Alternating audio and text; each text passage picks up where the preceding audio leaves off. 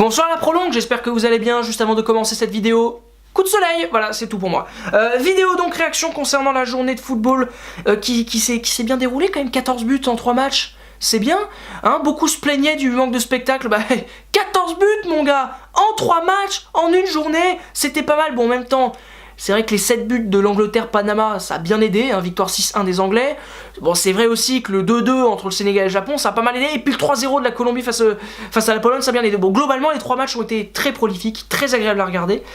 Dans l'ensemble, la Colombie a totalement mérité son succès. Je vais aller vite parce que les Polonais ont été tellement moyens et tellement décevants surtout. C'est-à-dire qu'on pouvait avoir de l'espoir pour les Polonais. On pouvait espérer quelque chose. Ils ont des joueurs, c'est pas n'importe quelle équipe.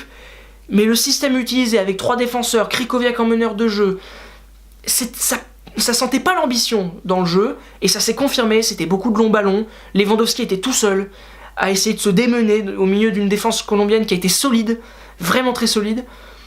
C'était assez triste quoi, très peu d'ambition dans le jeu polonais, alors que les Colombiens, alors ils ont mis du temps à rentrer dans leur match, à peu près 30 minutes, ils ont eu du mal à répondre au début au duel et au défi physique imposé par les Polonais, mais après, dès qu'ils ont commencé à jouer, dès qu'ils ont commencé à prendre confiance, il n'y a rien à dire, c'est une des équipes qui joue le mieux dans ce mondial.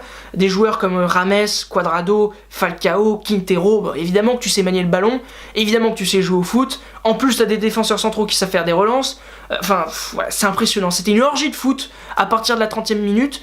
Les buts en plus sont dans l'ensemble magnifiques, parce que même si le premier but c'est un coup de pied arrêté, bah, il est quand même sublime.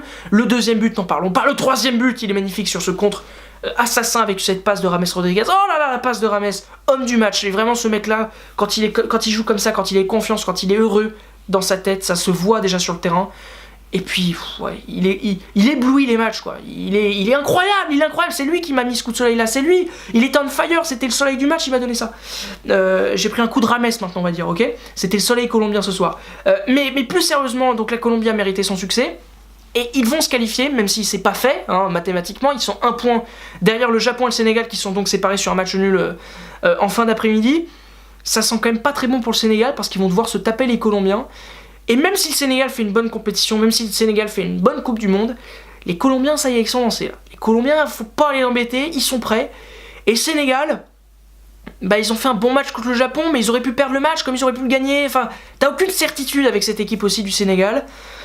Ils ont pas mal de bons joueurs, ils ont un coach que j'aime beaucoup, qui a une vraie personnalité, ça fait quand même plaisir. Mais tactiquement, c'était quand même pas, tu vois, c'était très physique, très vertical. On donne le ballon à Mané ou Mbaye Niang, et puis bon, advienne que pourra, quoi. Ça ressemblait un peu à ça. Alors que les Japonais, ils étaient un peu plus techniques, un peu plus vifs, un peu plus fins, avec un Kagawa, avec un Honda évidemment qui a fait une rentrée décisive. Enfin, il y a un peu plus de projet de jeu côté japonais. Et en plus de ça, les Japonais, bon, ils vont juste affronter des Polonais complètement au fond du seau, donc... Vraiment, ça sent très bon la qualification pour le Japon, et ça sent aussi bon la qualification pour la Colombie, vu la forme de cette équipe, vu ce qu'ils m'ont montré ce soir. Voilà, je pense qu'aujourd'hui, le Japon et la Colombie sont très bien partis pour se qualifier, pour le plus grand malheur des Sénégalais, et j'aurais vraiment aimé voir le Sénégal passer, mais bon, voilà, malheureusement, ça sera probablement, d'après moi, après tout est possible, mais malheureusement, je vois pas le Sénégal passer, c'est comme ça. Et puis alors, après, il y a eu un petit match intéressant aussi, l'Angleterre-Panama. Donc 7 buts, 6-1, tu peux rien tirer dans tu peux pas tirer d'enseignement quoi, c'est-à-dire que, ok, les Anglais en ont foutu 6, c'est super, bon, 2 pénaltys, 2 buts sur coup de pied arrêté, une frappe contrée par Harry Kane qui rentre, et puis bon, un magnifique but de Lingard, il me semble, mais à part ça, c'était quand même tellement nul en face, que, bah, ok, ils ont gagné 6-1, mais qu'est-ce que tu peux dire? Alors faut les mettre les 6 buts. Et tu peux rien dire d'autre quoi. Donc en fait, les Anglais comme les Belges sont premiers avec 6 points. Bon, c'est complètement normal vu la faiblesse des deux autres équipes. Maintenant on attend ce 3e match avec impatience. Qui va s'imposer?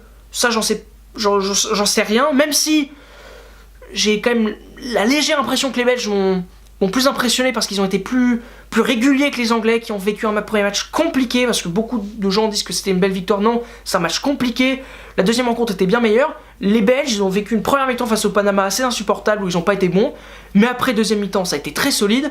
Et puis le match face à la Tunisie il est incroyable. Alors oui, ils ont pris 2 buts, mais ils auraient pu en mettre 4 de plus, ça aurait pu faire 9-2.